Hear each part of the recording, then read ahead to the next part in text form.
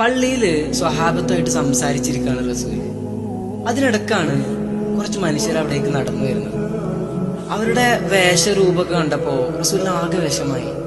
കടുത്ത ദാരിദ്ര്യം കാരണം ഒരു കഷ്ണം തുണിയിൽ തുളയുണ്ടാക്കി അതിലൂടെ തലയിട്ട് ശരീരം മറച്ചവരായിരുന്നു അധിക പേരും.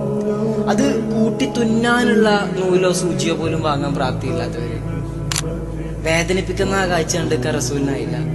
അവർക്ക് കൊടുക്കാൻ എന്തെങ്കിലുമൊക്കെ കിട്ടുമോ നോക്കാൻ വേണ്ടി റസൂല് തന്റെ ഓരോ ഭാര്യമാരുടെ വീട്ടിലൂടെയും കയറി ഇറങ്ങുന്നുണ്ട്. എന്നാ പ്രവാചക ഭവനങ്ങളെല്ലാം ശൂന്യമായിരുന്നു. അതിലേറെ വിഷമത്തോടെ തിരിച്ച് പള്ളിയിൽ വരികയാണ്. നിസ്കാരശേഷം സ്വഹാബത്തിനെ ഒരുമിച്ച് കൂട്ടിയിട്ട് റസൂൽ പറയാണ്, സ്വഹാബ, ഈ മനുഷ്യരെ നിങ്ങൾ കാണുന്നില്ലേ? അവർക്ക് എന്തെങ്കിലുമൊക്കെ കൊടുക്കൂ. കേൾക്കേണ്ട താമസം സ്വഹാബത്ത് പള്ളിയിൽ നിന്ന് ഇറങ്ങി ഓടാണ്. വീട്ടിൽ പോയി കയ്യിൽ കിട്ടിയതെല്ലാം എടുത്തു വന്നു.